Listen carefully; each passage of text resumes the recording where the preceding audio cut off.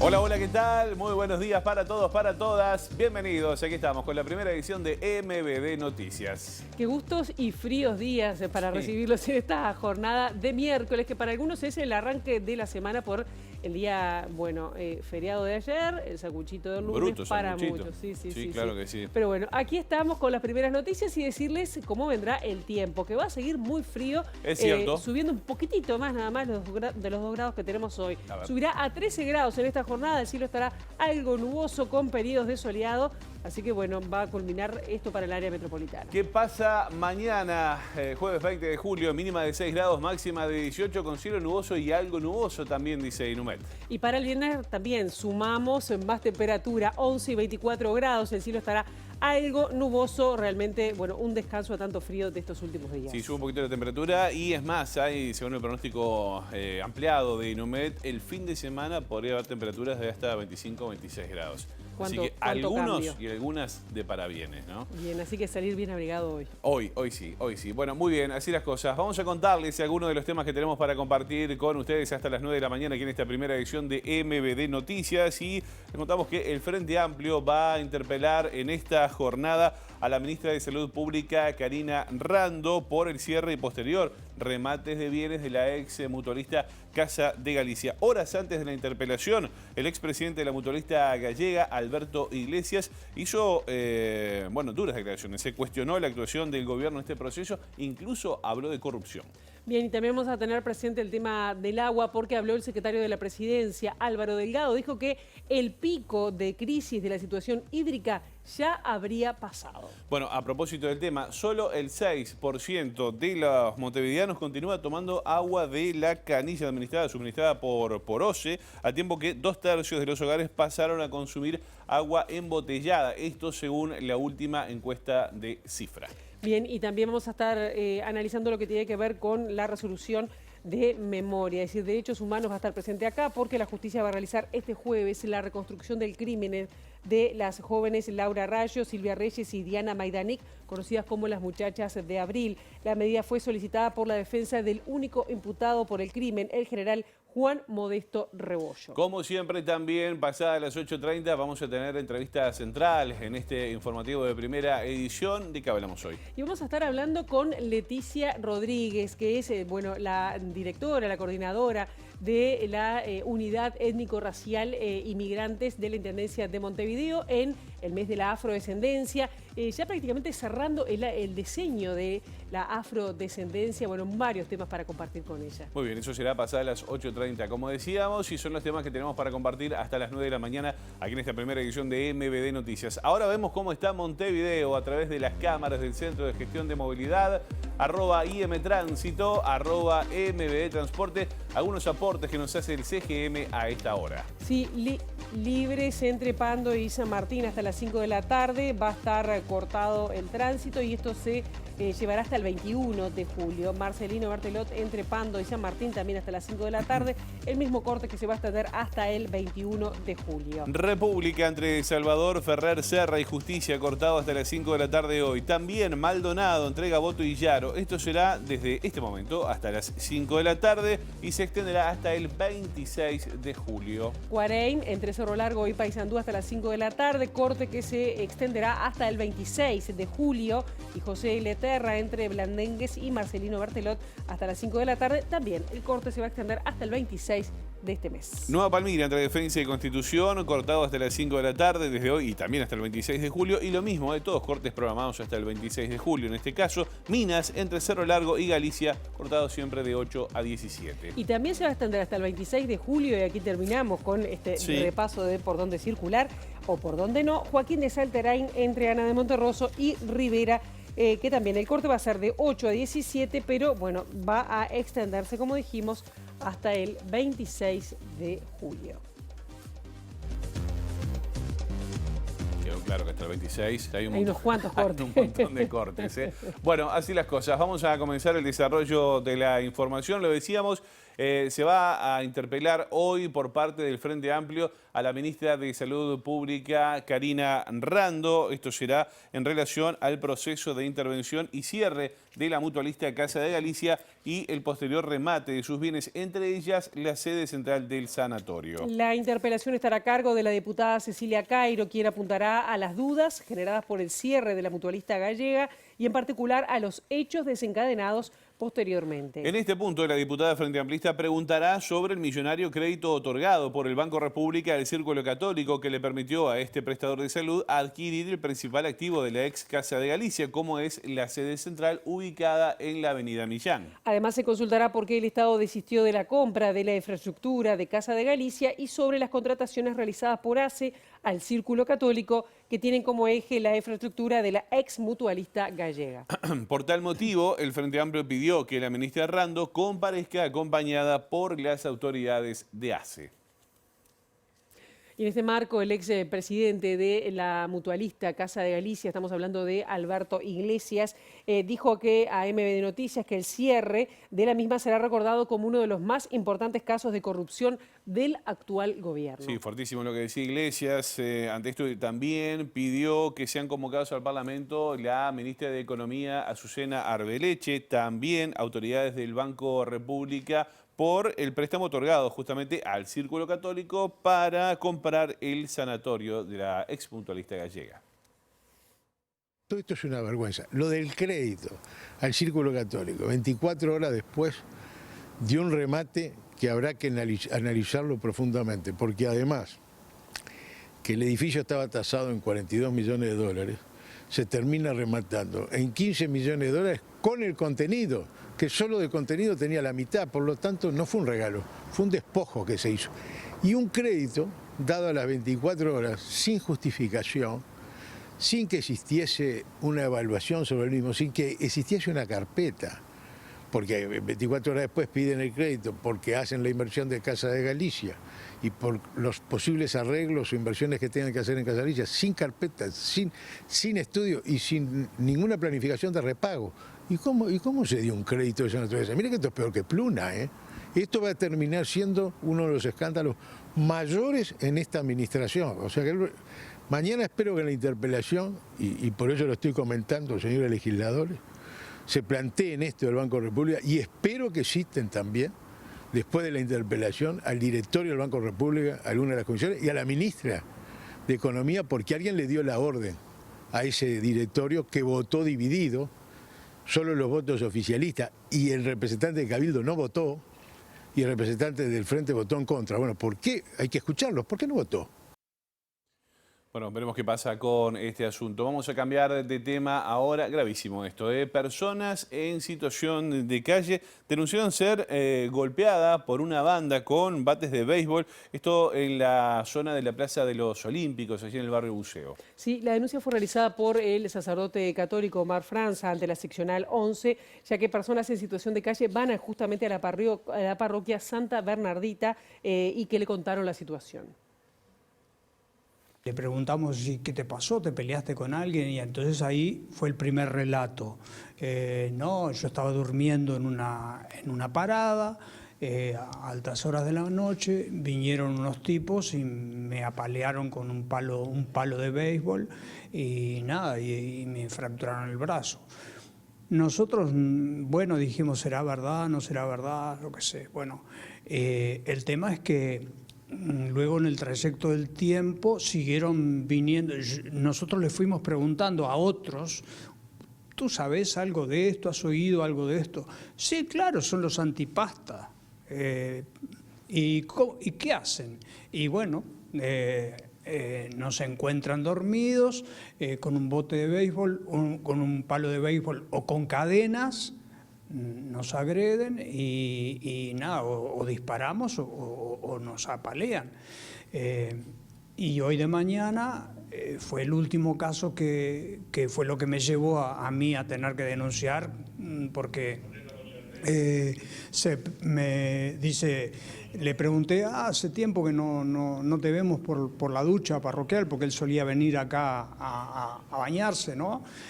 No, estuve 4 días internado, mirá, me mostró el cuero cabelludo, un corte de cuero cabelludo, 4 días en el Pasteur, porque me apalearon. ¿Quiénes? Y los antipastas. Y no es la primera vez que pasa esto, ¿no? Es una situación que se ha constatado en 2020, también el año pasado, y bueno, lamentablemente se vuelve a repetir. Ojalá se tomen cartas en el asunto. Sí, eso de mano propia, Sí. tremendo. Vamos a cambiar de tema. El que hizo declaraciones en las últimas horas fue el secretario de la Presidencia, Álvaro Delgado. Se refirió a la situación de las represas en los últimos días, de acuerdo a las lluvias que se registraron, y dijo que para él el pico de la crisis ya pasó. El río Santa Lucía estaba viniendo con un importante caudal de agua hacia abajo, ya rebasó lo que es aguas corrientes, está embalsando en la represa que hicimos en Velastequí, menos mal que se hizo para poder aprovechar toda esa agua dulce que viene en Santa Lucía, si no se iba al río de la Plata. Y obviamente esa mezcla tan difícil de hacer entre más de una origen de las aguas hace que la mayor incidencia de agua dulce, para aprovecharla, tengamos estos mejores niveles de la calidad de cloros y de sodio. Pero las obras están continuando, vamos a estar en poco tiempo conectando la cuenca del San José, que además se está de vuelta por la obra del San José, ahí en Bullenthal, en Campanario, se está embalsando el río San José, una cuenca muy importante, a su vez embalsó en Santa Lucía. ¿La situación de crisis ya pasó con respecto al agua potable? Yo creo que el pico sí, pero nosotros tenemos que seguir trabajando como si esta situación se pudiera seguir sin llover durante mucho tiempo, ¿no? Bueno, y a propósito del agua, en Montevideo el 6% de los hogares sigue utilizando agua de OCE para, tomar en el marco de esta crisis hídrica. Este 6% incluso la ministra Arbeleche, que dijo que seguía tomando agua de la canilla, ¿verdad? 2/3 de los hogares se pasaron al agua embotellada a raíz de los problemas generados por la sequía. De acuerdo al informe, en 2022, menos de 1/3 de los hogares consumía regularmente agua embotellada, es decir, menos de 1 de cada 3. Sí. Y hoy lo hace el 94% aquí en Montevideo. ¿Qué le parece? Ante la crisis hídrica, el consumo de agua embotellada mostraba diferencias por zonas. En la zona costera y del centro de la ciudad, casi 4 de 10 no tomaba agua de OCE. En el resto de Montevideo, quienes no consumían agua de OCE eran el 22%. De esta forma se establece que es en estas zonas de la periferia de la ciudad donde más se percibe el cambio de hábito. Además, la encuesta muestra una caída del uso de agua de OCE para preparar mate, café e infusiones. Hoy casi la mitad, y esto hablando no tanto en el consumo directo, sino a través de la comida, casi la mitad llena la olla con agua embotellada. ¿Qué le parece? Yo para el mate, agua embotellada. No, yo también, pero la olla no. La olla no. Pues le da gustito. O sea, depende de lo que vaya a hacer. Bueno, muy bien. Vamos a cambiar de tema ahora. Triste hablar de esto así, ¿no? Sí, pero si uno no lo toma así, vamos a ver, hay que seguir esperando que llueva, ¿eh? ¿La desalinizadora llegó o no? Estaba en viaje. Sí, en viaje, largo.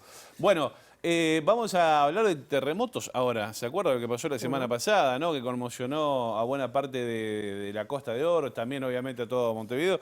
Para el geofísico Baxter, que estudió las probabilidades de terremotos en el Río de la Plata, dijo a MB Noticias que es altamente probable que haya un terremoto en el entorno de los 6 grados en la escala de Richter en nuestro país a futuro. Sí, de todos modos señaló que es muy difícil, por no decir imposible, definir en qué momento porque se carecen de datos precisos para determinarlo.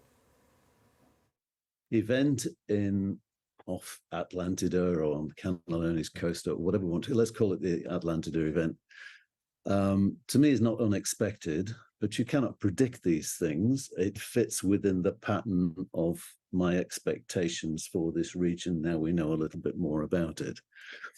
The issue is that in order to assess the probability of earthquakes, you need to know something about the history. The problem is we have a very limited history. One of the things to look at in terms of trying to assess the zone, if you like, is what is the maximum magnitude that you might expect given the data you've got.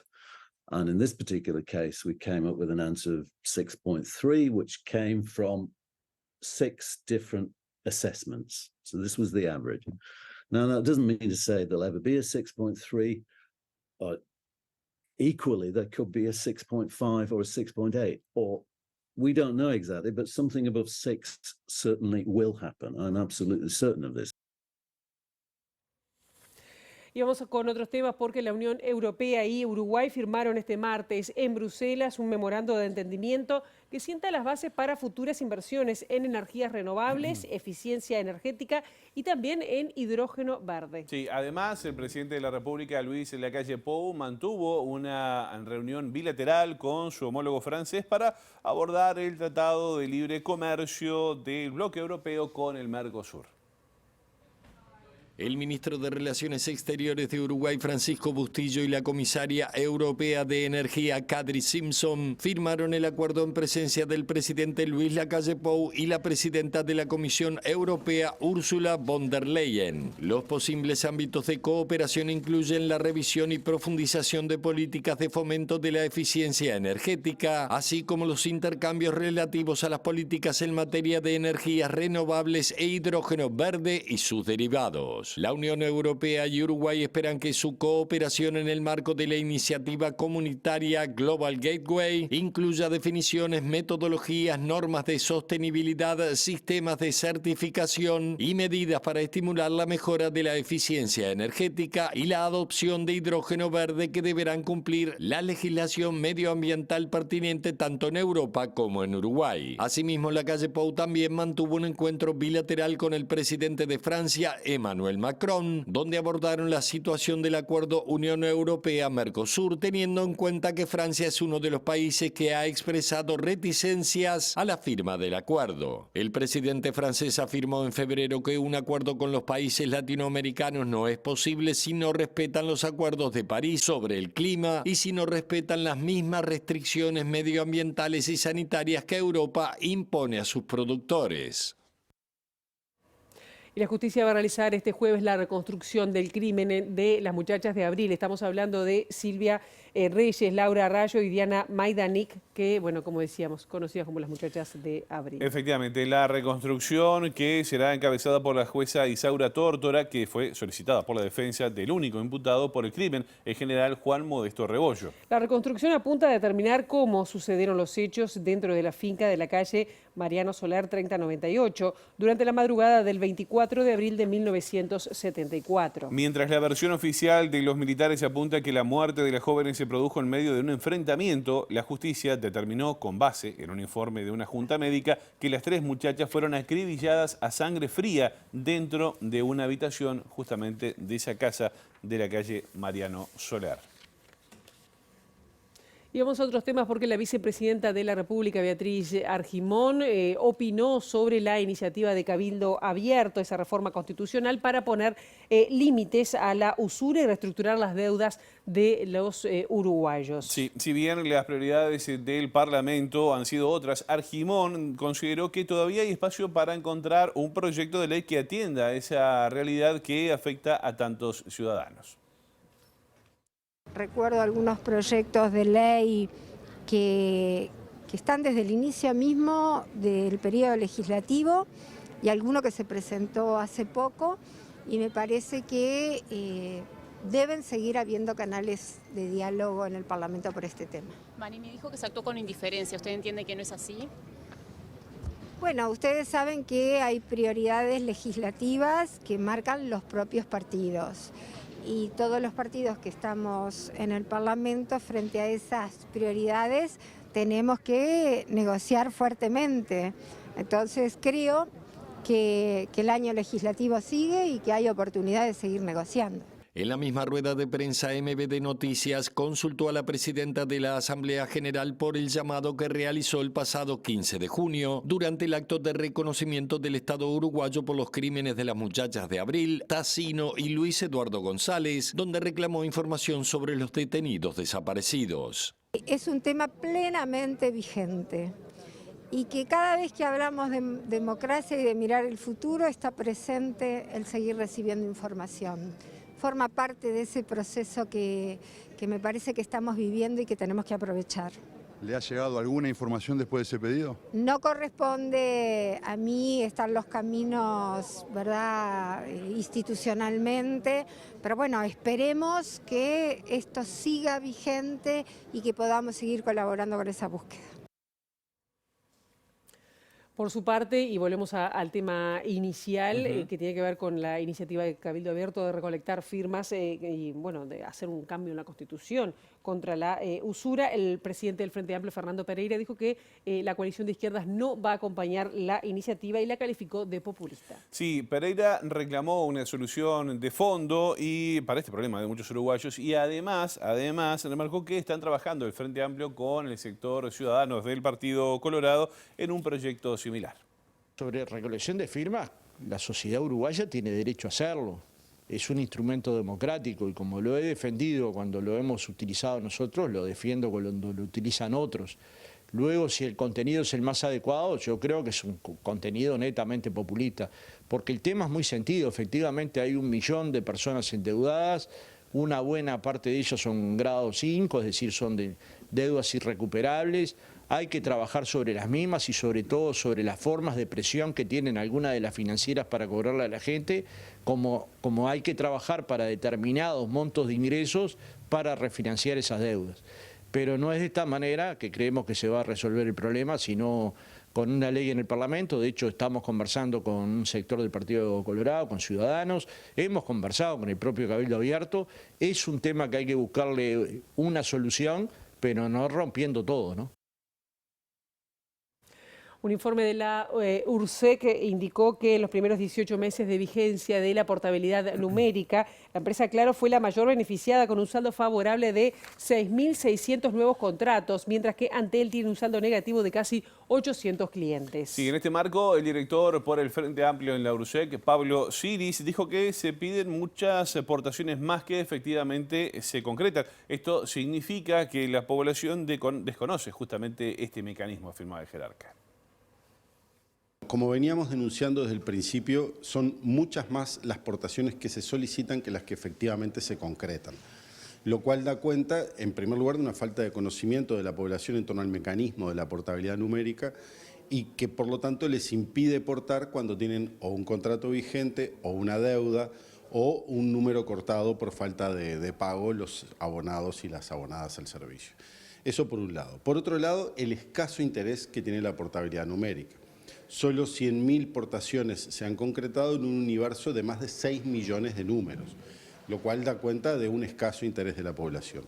Por otra parte, tal como venía sucediendo ya en informes anteriores, Antel es la empresa que, si bien recibe más portaciones, es también la que más pierde y le da un saldo negativo de cerca de 1.000 portaciones. Por otra parte, la empresa Claro es, si bien es la que menos portaciones recibe, es al mismo tiempo la que menos portaciones pierde, lo cual le da un saldo negativo de cerca de 7.000 abonados y en cambio Movistar ha mantenido un comportamiento fluctuante, en este caso con más de 5.000 números perdidos, lo cual da cuenta de un mercado que aunque tiene movimientos, tiene fluctuaciones, en realidad está muy estable. Estamos hablando de 5.000 de saldo el que tiene más perdidas y 7.000 de saldo el que tiene más ganadas, reitero, en un universo de más de 6 millones de números.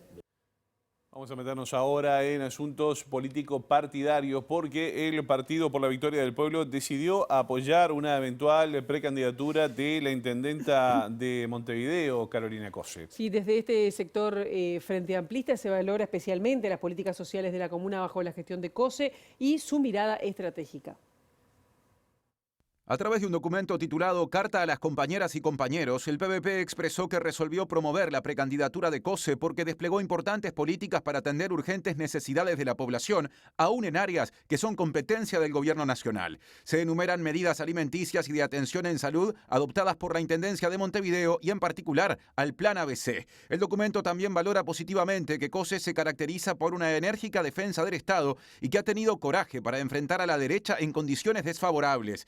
El pronunciamiento también hace hincapié en que un nuevo gobierno del Frente Amplio deberá reducir desigualdades y violencias, enfrentar la crisis hídrica, recomponer la educación y las relaciones y condiciones laborales en general, así como avanzar en la búsqueda de verdad y justicia. Con respecto a este punto, el PVP expresa que se deberá confrontar sin ambigüedades lo que se define como intento de la derecha de mentir sobre el pasado reciente. El Partido por la Victoria del Pueblo, que en Montevideo se presenta mediante la hoja de votación 567, forma parte de la corriente Frente Amplista Izquierda y Libertad, junto con el Partido Socialista, Casa Grande y el Movimiento Cambio Frente Amplista, de la lista 5005. Salvo el Partido Socialista, el resto de los sectores de dicha corriente ya se pronunciaron a favor de una eventual precandidatura de COSE. Por fuera de esa corriente, también lo hizo el Partido Comunista. Bueno, y siempre se dice que estamos en campaña política y evidentemente ya arrancó porque, por ejemplo, esto aprovechando el éxodo de uruguayos al vecino país, concretamente a Buenos Aires, la lista 642 del Frente Amplio, que apoya la candidatura de Yamandú Orsi, se posicionó con una acción de propaganda en la vecina orilla.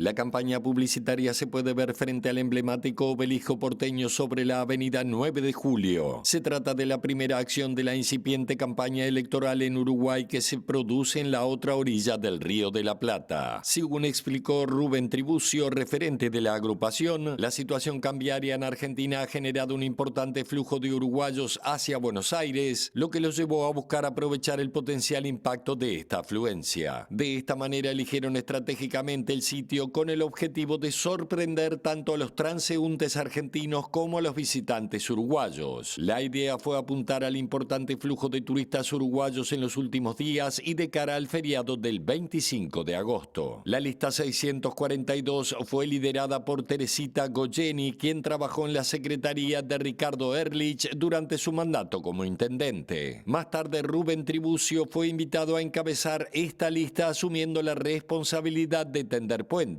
Recientemente, la lista decidió hacer una alianza para acompañar la candidatura de Orsi a la presidencia. Muy bien, momento de hacer una pausa. A la vuelta tenemos nuestra entrevista central. Sí, estaremos recibiendo con mucho gusto a Leticia Rodríguez, quien está a cargo de la Dirección de Equidad Étnico-Racial y Poblaciones Migrantes. Pausa.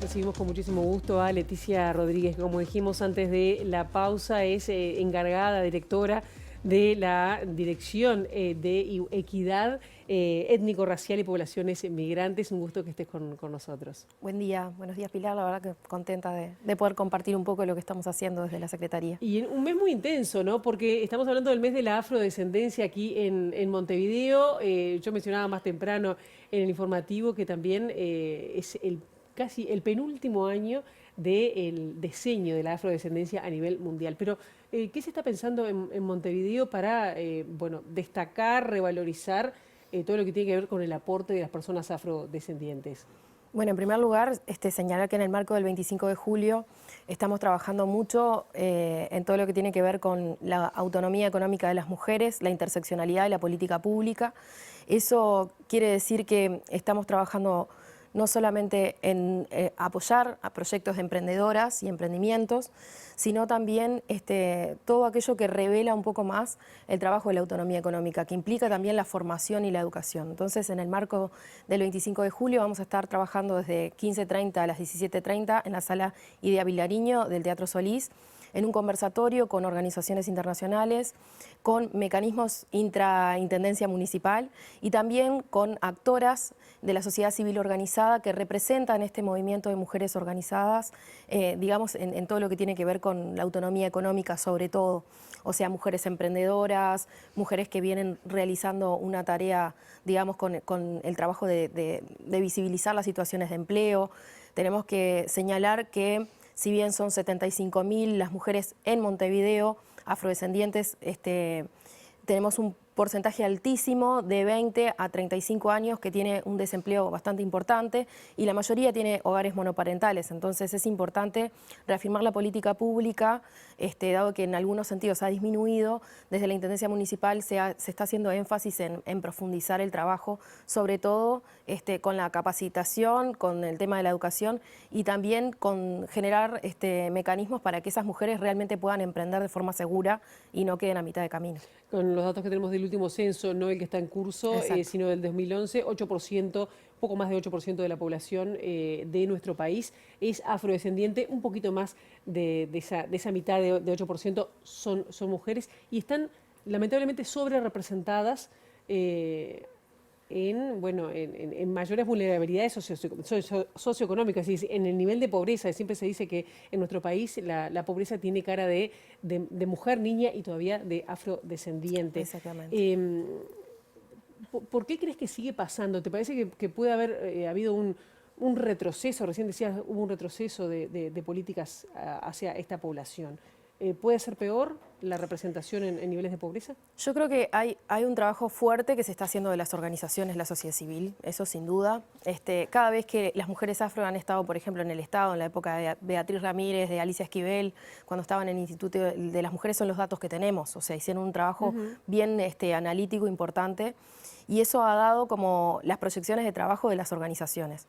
Entonces, en ese sentido, tenemos un montón de gente, digamos, que está trabajando, pero a su vez, dentro de lo que es la política pública, por ejemplo, del Ministerio de Desarrollo Social, el área de afrodescendencia casi no tiene presupuesto. Entonces, digamos que también desde la visión de Carolina Cose se ha generado reestructurar mucho de las áreas intra-intendencia municipal para fortalecer todo el trabajo con mujeres. Por ejemplo, Economía Social y Solidaria viene haciendo como un trabajo muy fuerte en todo el territorio. Y como decías vos, esa situación está sobrerepresentada y esa niña, ¿no?, afrodescendiente es la que tiene una posibilidad de tener una trayectoria de vida no de las mejores, más con todo lo que pasó en la pandemia. Entonces, de alguna forma, estas iniciativas que si bien son municipales y no engloban toda la realidad país, que es bien diferente en todos los departamentos, generan por lo menos acciones afirmativas que tratan de mitigar todas las situaciones de inequidad que se están dando a nivel económico, que son muchas. Y hablando de otro tipo de dificultades o inequidades que tienen que ver con la discriminación, ¿no?, que capaz que es una de las cuestiones de base que hay atrás de todo esto. Sin duda. ¿Cómo valoran ustedes la situación de nuestro país, que parece que no somos, pero somos? El racismo estructural es fuertísimo en Uruguay. Y más con una población que está migrando afrodescendiente bastante fuerte de varios países latinoamericanos, encontramos realmente una xenofobia también muy fuerte. Se unen como estas dos situaciones. El racismo estructural histórico, donde la gente desconoce la historia, desconoce realmente la historia de lo que ha sido el proceso de la trata transatlántica y de lo que tiene que ver hoy con nuestra realidad. Digo con nuestra realidad porque todavía pasa de que no importa en el ámbito donde vos estés, no importa donde vos te formes, siempre hay una situación de discriminación. El otro día estuvimos en la presentación del sistema de respuesta a violencia psicológica que se hace desde la Facultad de Psicología, y una de las chicas contaba que estaba allí y decía, bueno, pensar que la primera vez que llegué a la facultad me dijeron dónde era la parte de servicio y no dónde se hacían las inscripciones para trabajar. Eso es algo diario y que forma parte del diario vivir de todas las mujeres afrodescendientes en su mayoría, y muchas veces también pasa, que es la otra situación que se da, que hay personas que todavía no dilucen la discriminación, digamos, por diferentes situaciones que se van dando, ¿no? Pero tenemos una... Que no se dan cuenta, decís tú. Claro, hay situaciones todavía, por ejemplo, cuando llegan a la oficina, situaciones de personas, sobre todo de personas migrantes, cuando hacemos las entrevistas nos damos cuenta de que esa situación tiene una carga racial muy fuerte, ¿no?, de una segregación muy fuerte. Y nada, y esas personas a veces no sé si no se dan cuenta o no quieren darse cuenta, porque todo el tema de la violencia psicológica que genera el racismo hace también que nosotros generemos mecanismos de defensa que son increíbles. Esto a nivel también como de la ciencia es algo que se investiga muchísimo. Hay diferentes tipos de afectaciones, entre ellas, una de ellas es el tema de la autopercepción, ¿no? La calidad de la autopercepción de las personas que disminuye, que genera tasas realmente bien complejas con todo el tema de lo que tiene que ver con, digamos, suicidio y demás, también forma parte de la vida de las mujeres afro. ¿Hay más suicidios en la población afro? No es que haya más suicidio en la población afro, pero sí lo que detectamos es una depresión que genera la situación de racismo estructural y que muchas veces te terminan diciendo en las entrevistas que, bueno, que es muy difícil vivir así, ¿no? No es que sea específico eso, porque creo que no tenemos un estudio estadístico en ese sentido, pero hay situaciones de depresión que realmente son muy complejas y que por esto el municipio B está sacando este sistema de respuesta tan importante que ojalá estuviera en todos los departamentos, pero que solamente por ahora está en Montevideo. De atención psicológica, lo presentaron la semana pasada. Exactamente, sí. ¿Específico para la población afrodescendiente? Sí, específico para las situaciones de racismo y específico para todo lo que tiene que ver con discriminación racial. Y eso es atención gratuita. Es atención totalmente gratuita. Justo te quería preguntar, le iba a preguntar más adelante, pero viene a cuento porque en las últimas horas la senadora nacionalista Gloria Rodríguez presentó un proyecto de ley para penalizar con prisión actos de discriminación.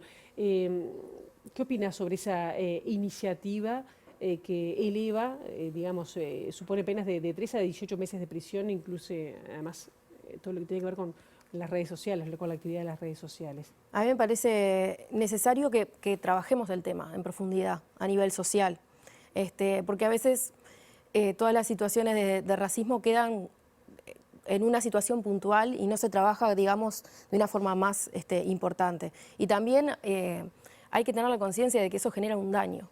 Y ese daño necesita un tipo de reparación también. Entonces es importante que se generen acciones, no solamente que tengan que ver con lo punitivo o con la pena, sino que también se empiecen a generar otro tipo de cosas, como por ejemplo, hace un tiempo me pasó una situación de discriminación muy común y bueno, le dije a esa persona que se había ganado una capacitación en dimensión étnico-racial.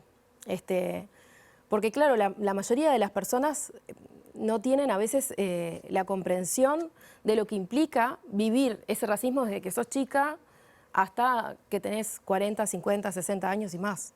O sea, capaz que eso que decía hoy más temprano, podés llegar a determinados desarrollos, pero ese impacto que genera esa situación de racismo, tenemos el gran caso de Tania Ramírez como uno de los casos extremos, pero después tenemos otros cotidianos que muchas veces no se conocen hubo ni se varias ven. denuncias el año pasado con un niño en Rivera, hubo varios casos. Hay muchos casos, la verdad que hay muchísimos casos, pero en ese sentido es como, nada, necesario, no solamente me parece buenísima la iniciativa de Gloria Rodríguez, pero por otra parte también hay una necesidad importante de un trabajo, no solamente en datos, que todavía faltan muchos datos, ahora el censo va a arrojar nuevos datos, pero bueno, seguramente va a haber que procesarlos y generar un poco más de incidencia en ese sentido.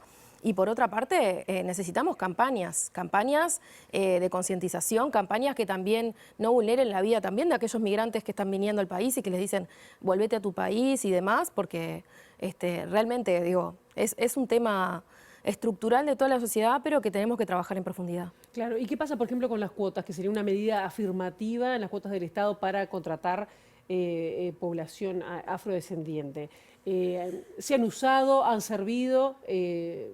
Porque parece que la respuesta es menos que la que debería, ¿no? A todos niveles.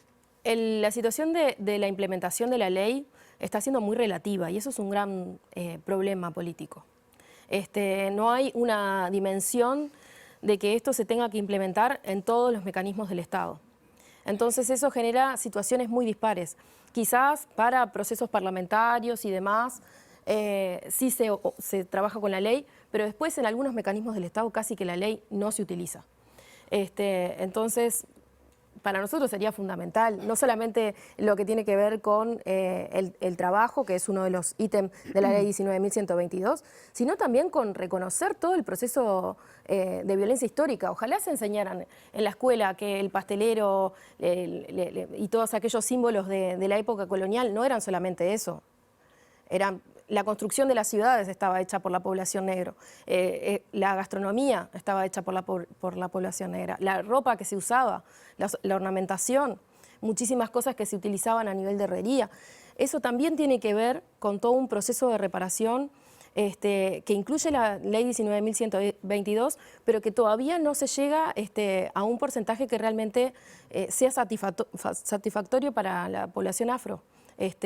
Porque sí se ve que cuando se incide, las personas tienen una mejor trayectoria de vida, pueden finalizar la educación, pueden, por ejemplo, en muchos casos de personas con la ley 19.122 siguieron su trayectoria y hoy están haciendo doctorados. Claro. Me encantaría que se pudiera generar un análisis más profundo de cómo ha mejorado las situaciones de las personas que obtuvieron trabajo por la ley y que a su vez siguieron estudiando y se mantuvieron en el mercado laboral mejorando su situación laboral. Interesante propuesta de trabajo. Tenemos que estar cerrando 30 segundos. ¿Cuáles son las actividades próximas para invitar a la gente que nos está mirando que están previstas? Una cosa importantísima es contarles que el 25 de julio, también a las 18 horas, vamos a estar presentando en el Teatro Solís el Fondo Mariel Franco, 5 fondos de 150.000 pesos para que personas, colectivos, trabajen en la dimensión étnico-racial, en la dimensión migrante y también en pueblos originarios y todo lo que tiene que ver con diversidad sexual. Así que importantísimo que todo el mundo se postule con proyectos que justamente enaltezcan todo esto que estuvimos hablando y que, bueno, faciliten también la convivencia y el trabajo comunitario. Bueno, 25 de julio entonces. Gracias, Leticia, por estos minutos. Gracias. Muy bien, nosotros ahora cambiamos de asunto y vamos a salir de los estudios de TV Ciudad al encuentro con el móvil que está a cargo de Luca Veloz, que ayer se puso traje de conductor de este informativo y aprovechamos con todo el equipo para felicitarlo. Luca, ¿qué tal? Buen día, bienvenido. Muy buenos días, José María. Saludo para ti y para todos allí en el estudio. Hoy volvimos a nuestro métier, a la calle, y nos vinimos hasta Uruguay y al espacio La Casa. Es parte del programa, se llama Espacios Integradores de la Intendencia de Montevideo, y este espacio es en conjunto, está administrado con la Asociación Civil El Abrojo. Perdonen ustedes el trancazo de la mañana, es el frío el que me está afectando. Cuando uno ingresa a este lugar, que tiene muchos colores, tiene una característica muy especial. En su piso hay un bienvenido muy grande y muy inclusivo de colores, y es un espacio que recibe a unas 150 personas aproximadamente que están en situación de calle, y a partir de las 9 de la mañana entonces tienen un lugar donde desarrollan talleres, también tienen un espacio de un desayuno, una sopa, y estamos con Ángelo y con Matías. Ángelo es referente par de este lugar, y bueno, ¿cómo se trabaja acá con la gente, y más en este periodo de frío? Bueno, nosotros actuamos como referente par, es un trabajo totalmente voluntario. Bueno, y mi tarea, junto con la de mis compañeros referentes, es trabajar a la par del equipo técnico, dándoles una mano para que ellos, a lo que son pocos educadores por turno, no dan con la demanda de todos los usuarios. Yo por mi parte, me encargo de la parte de lo que es desayuno, y ayudar un poquito también con la colación de la tarde, la sopa que tú bien dijiste, y bueno, y colaborar totalmente con el equipo en el día a día junto con ellos, y también para poder postergar también el tema de lo que es la reducción de riesgos y daños para nosotros, la gente de la calle también, para recubrirnos del frío, y bueno, está más o menos por ahí, es lo que vale más. ¿Cómo es este espacio, cómo se constituye como una muleta para también la salida, ¿no? De las situaciones de calle? Bueno, vos empezaste como usuario también, y ¿cómo te integraste al trabajo? Bueno, yo ingresé a la casa en el 2021 como usuario. A medida que fui progresando en mi proceso, el equipo me tomó para trabajar con ellos como referente de par.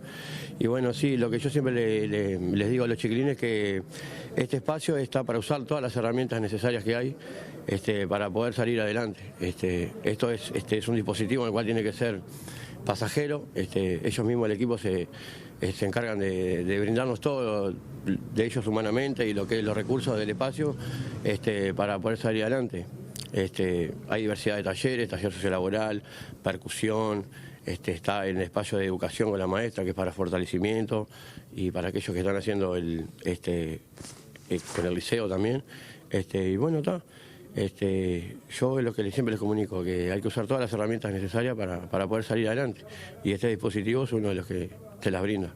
Ahí está. Al final Ángelo contó todo lo de la maestra, los talleres, todo lo que te había dejado para vos, Matías. Contanos un poquito también que hay un espacio de juegos, un locker para que la gente guarde sus cosas. Sí, tenemos los lockers, que las personas guardan las cosas por día, no pueden dejar pertenencias, por tema de que han faltado cosas y eso. Después tenemos la sala de juegos, que ahí hacemos ping-pong, campeonato, ajedrez, juego de truco, a veces se hace danza y por ahí. Después tenemos el Atlético de la Casa, que es un cuadro de fútbol, que jugamos 3-4 campeonatos al año, anuales. Practicamos todos los martes y los sábados, donde ahí se desarrolla mucho el cuidado de la pertenencia, el cuidado de equipo, trabajar el no consumo, que los chicos tienen que respetar no consumir el día anterior al partido o el día de las prácticas. Mucho el ejercicio, por ahí. Esta población de 150 personas que decíamos, ¿es rotativa, va variando? ¿Cómo es el movimiento de la casa? Bueno, tenemos un cupo de 70 personas fijo, que vienen todos los días, que son personas que pasan prácticamente todos los días por acá, y después tenemos las personas que van llegando diario, que ahí es cuando se suma la otra mayoría. Y bueno, este es el punto de encuentro donde nos encontramos ahora, que acá es donde se da la actividad, la charla más en conjunto, el trabajo más de equipo nosotros con la persona, a ver a qué viene, qué precisa, hacemos trámites, acompañamiento a hospitales, salud mental, mucho, y por acá lo recibimos. Después cada tallerista hace su fondo ahí. La idea es que lleguen hasta acá. La idea es que lleguen hasta acá. La idea es que lleguen, están todos invitados a venir. Nosotros no tenemos cupo, recibimos a todas las personas. Hay reglas, obviamente, tenemos asamblea los lunes de 9:30 a 11 de la mañana tenemos asamblea y todos los días a la apertura hacemos una ronda de media hora para recibirlo de la mejor forma, de la calidez y para ver cómo se siente cada uno para recibirlo mañana y el día.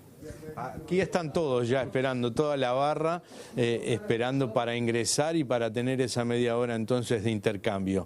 Desde aquí los dejamos, pero vamos a seguir trabajando sobre este tema, levantando también algún testimonio de los que quieran hablar.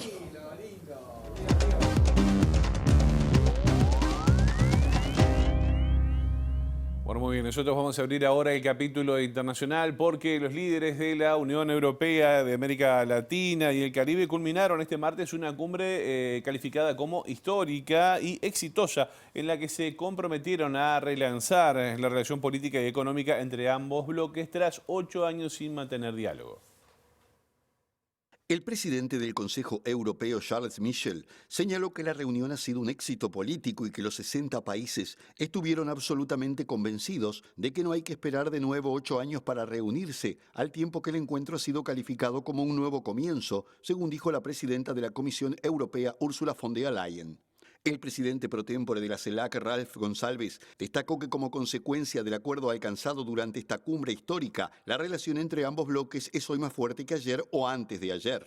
Del acuerdo final, se desmarcó Nicaragua, aliada de Rusia, por no aceptar el párrafo en el que la Unión Europea y la CELAC mostraron su profunda preocupación por la guerra en curso contra Ucrania, así como también se pronunciaron a favor de poner fin al embargo económico, comercial y financiero de Estados Unidos a Cuba, señalando que la inclusión del país en una lista de estados patrocinadores del terrorismo obstaculiza las transacciones financieras internacionales a la isla caribeña.